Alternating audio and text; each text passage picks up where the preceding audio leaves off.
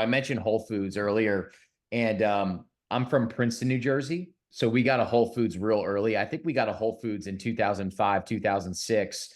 And I remember you were selling Whole Foods, you were selling your beef to Whole Foods in New Jersey. I think your dad actually made a trip to New Jersey, which I would pay a lot of money to see that man in New Jersey, number one. I went with him. You did? So Yeah, y'all have these things called jug handles. Oh yeah. Can't turn left. You got to turn right to turn left. That's crazy. A funny story about that is we did go up for a demo and we did try to turn left, and you can't turn left in a lot of places in New Jersey, and so we got pulled over. And my dad, the nice police officer, walked up to the window and he said, "Sir, what brings you to New Jersey?" And Dad said, "Well, I'm selling my beef at Whole Foods. I'm up here doing a demo. We're, just trying to get back to the hotel." He said, "Well, around here, you can't turn left. You got to turn right to turn left." And Dad said, "That is the stupidest shit I've ever heard. And if you let me out of this godforsaken state, I swear to God, I'll never come back." And he probably's never been back. He got off with a warning, and the cop said, "You're exactly right. You know what? You just get to your hotel and we'll call it even." I love it. I love it. That's So Harris's hysterical. have been to New Jersey. We have been there. Yeah. We left our mark.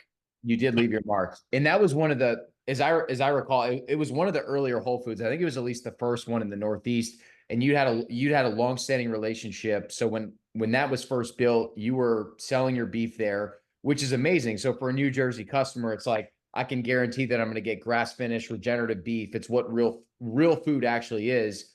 I've heard that since the Amazon acquisition, just a lot of their sourcing methodology and the way that Mackey used to do business back in the day, that really went away. And I know that you very publicly terminated your relationship with Whole Foods for a number of reasons. But if you're comfortable talking about it, Jenni, I think that this is stuff that consumers need to know, and would love to learn a little bit more about that story and that decision to kind of get out of Whole Foods after having such a long, great relationship with them.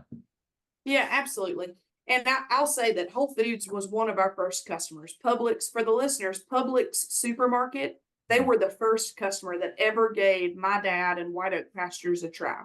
And and they are still our largest wholesale customer today. Publix has been wonderful to work with. I know they're not in New Jersey, but for those of you living in, Florida, Georgia, the Carolinas, Alabama, Publix really took a chance on us back in the early 2000s. And that partnership is one that we're fiercely proud of.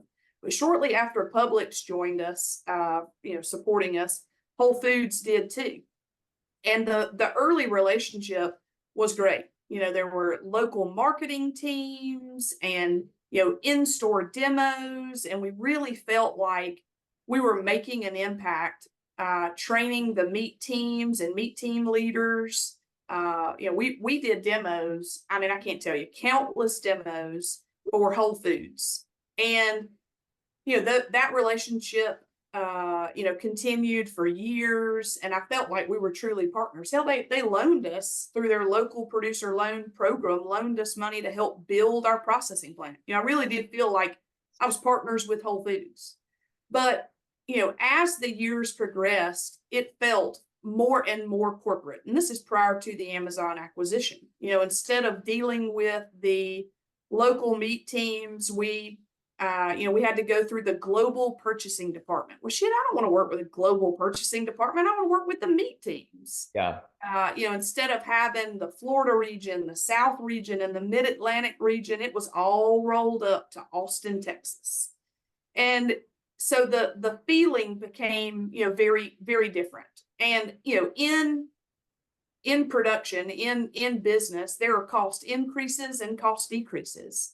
And more, it felt like we were having to beg for cost increases due to inputs, as opposed to, a partner saying, "No, we need for this to be a good deal for y'all too." And so the relationship, when it ended, it was sort of, my dad talks about it being like a bad marriage. You work together because you've been married for 20 years or whatever it was. But it was no longer the relationship that it once started, and there were no changes on our end. It happened on their end, and they deserve to evolve, just like any business deserves to evolve.